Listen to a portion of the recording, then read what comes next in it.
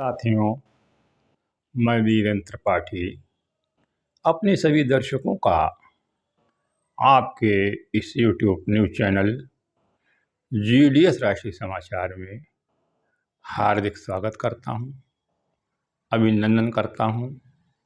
साथियों, आपके माध्यम से आपने अपने इस चैनल को जो स्नेह, जो प्यार, जो सहयोग, जो सानिध्य दिया है, उसके लिए मैं आपकी अपने सभी दर्शकों की भूरी भूरी प्रशंसा करता हूं।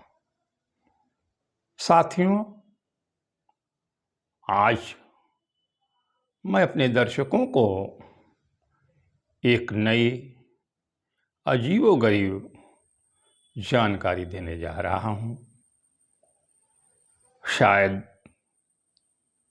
इस जानकारी के लिए हमारी तमाम ग्रामीण डाक सेवक कर्मचारी एक लंबे समय से परीक्षारत थे। परीक्षा की घड़ियां समाप्त हो गई हैं और आप लोग अब अपनी विजयी भव की ओर बढ़ते दिखाई दे रहे हैं। साथियों, ऐसी कौन सी बात है, ऐसा कौन सा मामला है जिससे हमारी ग्रामीण डाक सेवक कर्मचारी विजयी भव की ओर बढ़ते हुए नजर आ रहे हैं? पूरी बात समझने के लिए, पूरे मामले को जानने के लिए, हकीकत की तह में पहुंचने के लिए वीडियो को अंत तक अवश्य देखें और साथ ही यदि आप इस वीडियो को पहली बार देख रहे हैं, पहली बार सुन रहे हैं, तब अवश्य ही चैनल को सब्सक्राइब करें, बेल आइकन वाला बटन जरूर दबाएं, जिससे कि कोई भी नई जानकारी आपसे छूट ना जाए। साथ ही आप अपनी राय कमेंट बॉक्स में ज़रूर लिखें और इस वीडियो को अपने साथियों, अपने व्हाट्सएप ग्रुप पर अधिक से अधिक शेयर करें, जिससे कि ये जानकारी हमारे संपूर्ण भारत में कार्यरत ग्रामीण डाक सेवक कर्मचारियों तक आसानी से पहुंच सके। साथियों, अब मैं अपने सभी दर्शकों को ले चल रहा हूं आज की एक नई जानकारी की ओर। साथियों, जैसा कि आपको मालूम होगा कि हमारे डाक विभाग में ग्रामीण डाक सेवक कर्मचारियों की 65 वर्ष की आयु पूर्ण होने के उपरांत उनको विभाग द्वारा सेवानिवृत्त कर दिया जाता है। सेवानिवृत्त होने के उपरांत इन बेचारे कर्मचारियों को ग्रेजुटी के नाम पर 1,50,000 रुपया, सर्विलेंस अलाउंस 48,000 रुपया, ग्रुप इंश्योरेंस 12,000 रुपया और NSDL, NPS का समथिंग 60 से 63,000 रुपया देकर विदा कर दिया जाता है। इसके अलावा, इसके अतिरिक्त इन कर्मचारियों को किसी भी प्रकार की कोई भी राहत, सुविधा, मासिक पेंशन इत्यादि की सेवाएं उपलब्ध नहीं है।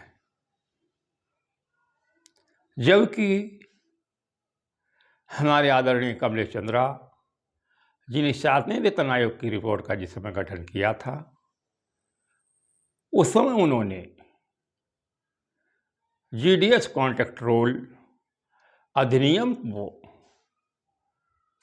बहुत ही अच्छे तरीके से अवलोकन करने के बाद अपनी रिपोर्ट पर बिंदु अंकित किए थे कि GDS कर्मचारियों को 5 लाख रुपए ग्रेजुटी का भुगतान किया जाए। जीडीएस कर्मचारियों को 5 लाख रुपए ग्रुप इंश्योरेंस के में दिया जाए, किंतु सरकार और विभाग दोनों ही ग्रामीण डाक सेवक कर्मचारियों के लिए निठल्ले साबित हुए। तभी हमारे कुछ कॉमरेड साथियों ने, हमारे डाक विभाग के ग्रामीण डाक सेवक योद्धाओं ने श्रम आयुक्त महोदय का दरवाजा खटखटाया, जहां पर श्रम आयुक्त न्यायाधीश महोदय ने कर्मचारियों के हक में अपना निर्णय देते हुए विभाग से कहा कि ये कर्मचारी हमारी निम्न कैलकुलेशन के आधार पर ग्रेजुटी अधिनियम 1972 के पाने के अधिकारी हैं।